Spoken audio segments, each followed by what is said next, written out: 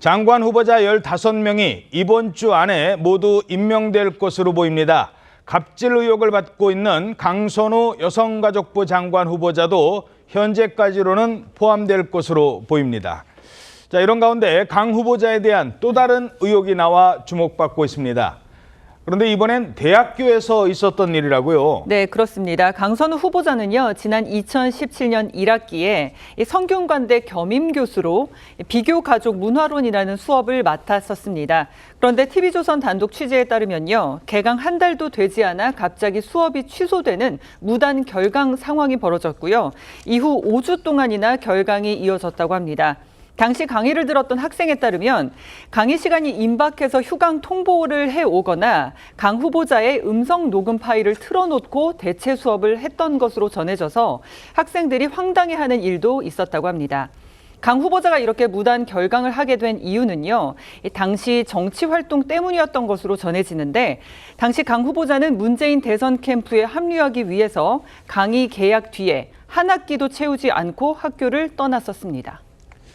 당시 강 후보자의 수업을 들었던 한 학생의 이야기 들어보겠습니다. 휴강 통보예요, 휴강. 엄청 임박해서 오거나 그냥 일방적으로 교수님이 수업 못하고 휴강이다, 비어있다. 전개 입문하셨을 때도 사실 한 3, 4주밖에 안 했는데 성균관대 교수를, 그러니까 강의를 그거를 또 이제 한 줄 스펙으로 집어넣어서 사용하시더라고요. 이렇게 무책임하시는데 그런 분이 저는 장관직을 맡는다? 저는 그렇지 않다라고 생각합니다. 자, 학생들 사이에서도 반대 목소리가 나오고 있다고요? 그렇습니다. 당시에 강 후보자의 강의를 들었던 한 학생이 지금 이제 졸업생입니다. 뭐라고 말하냐면은 당시에 강의를 3주 내지 4주밖에 안 했는데 성균관대 강의 경력을 스펙으로 넣었다라면서 무책임하기 때문에 장관 자격이 없다고 시작하고 있는데요. 실제 강 후보자는 자신의 SNS 경력에 2017년 성균관대 강의 경력을 표기를 했고요. 21대 총선 공보물에도 해도 성균관대 겸임교수 전 이렇게 써가지고 기재를 했습니다. 예. 또 다른 수강생은 뭐라고 하냐면 TV조선에 책임감도 없고 교수직을 내팽개치는 사람이 어떤 정치를 하겠다는 거냐. 무의미한 수업에 등록금이 아까울 정도라고 하면서 그런 말을 지적하기도 했습니다. 자, 이 같은 논란에 대해서 성균관대와 강 후보자 측 어떤 입장입니까? 네, 먼저 당시 상황을 알고 있는 학교 측 관계자는요, TV조선에 교수 사임 서류를 요구했더니 강 후보자가 바쁘다라고 하면서 여의도 당사에 와서 받아가라라고 말을 했다고 합니다. 그러니까 강의를 관둔 이후 보였던 그 태도에 대해서 지적을 하기도 한 건데요. TV조선은 강 후보자 측의 이 해당 의혹에 대해서 여러 차례 답변을 요구했지만 아직 답변을 받지 못한 것으로 전해집니다. 예. 청문회가 끝난 뒤 강 후보자가 과거에 보좌진뿐만 아니라 장관에게도 갑질을 했다는 주장이 나오면서 파장이 일었죠. 그런데 이 문제, 관련된 문제 제기를 청문회 전에 일부 민주당 의원들도 알고 있었다, 이런 이야기가 나왔어요. 예, 그 강선우 후보자로부터 과거 이 예산 갑질을 당했다고 주장하는 정영애 전 여성가족부 장관이 지난 14일 이제 인사청문회가 열리기 이전에 민주당 일부 의원들에게 강 후보자의 갑질을 고발하는 내용의 문자를 보낸 것으로 전해졌습니다. 당시 과거 초선 의원이었던 강 후보자가 자기 지역구인 서울 강서구에 이 성폭력 피해자를 위한 해바라기 센터 설치를 추진을 했는데 이제 정 전 장관이 산부인과 전문의를 그때 당시에는 당장 구하기가 조금 어렵다라고 해서 이 설치를 조금 미룬 것 같습니다.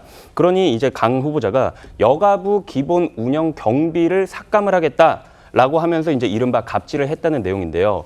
정 전 장관은 이후 강 후보자의 사무실로 직접 찾아가서 사과를 하고 질타를 받은 이후에야 이 예산의 삭감을 막을 수 있었다고 주장을 하고 있는데, 이 같은 내용을 청문회 전에 이 정 전 장관이 민주당 의원들한테 문자를 돌리면서 제보를 했다는 겁니다. 하지만 이 메시지를 읽은 민주당 의원들에게 어떠한 의미 있는 답변을 받지 못했다는 것으로 전해졌습니다. 자, 그러니까 청문회 전에 문자로 제보를 했답니다. 그럼 청문회 때 관련된 질문이 나왔어야 되잖아요. 그런데 청문회에서 장관 갑질 의혹, 이건 제기가 되지 않았던 것 같던데. 맞습니다. 말씀드린 대로 민주당 의원들은요, 정 전 장관의 문자에 의미 있는 답장을 하지 않았다고 전해지고요. 의사청문회에서도 관련 질문은 전혀 하지 않았습니다. 이에 해당 의혹은 청문회가 끝난 이후인 지난 20일에 정 전 장관이 같은 문자를 지인들에게 보내면서 언론에 알려지게 됐던 건데요.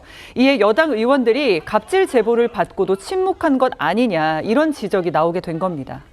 자, 현재까지 대통령실 어떤 입장입니까? 네, 이재명 대통령은 국회에 내일이죠. 24일까지 인사청문 보고서를 재송부해달라고 요청을 했습니다. 결국에는 인사본봉은 없다라는 점을 사실상 명확히 한 거로 봐야 될 것 같은데요. 만약에 내일까지 국회에서 청문 보고서 채택이 되지 않는다라고 한다면 대통령은 임명을 강행할 수가 있습니다.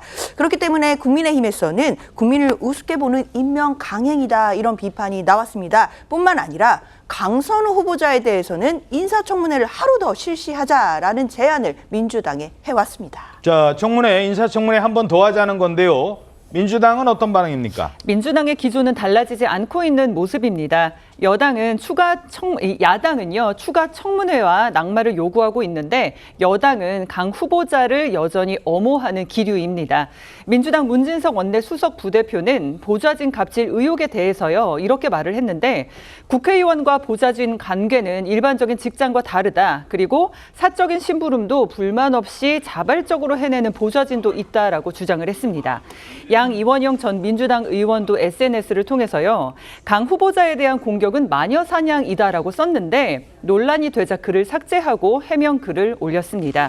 우상호 수석도 강 후보자 임명에 민주당 지도부 의견이 큰 영향을 미친 바가 있다라고 밝혔는데, 하지만 여권 내부에서도요, 일부 공개적으로 우려의 목소리가 나오는 것으로 전해집니다.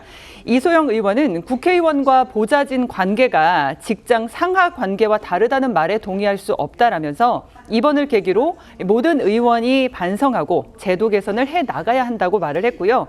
강덕구 의원도 강 후보자 스스로 성찰하는 과정이 필요하다라고 지적했습니다.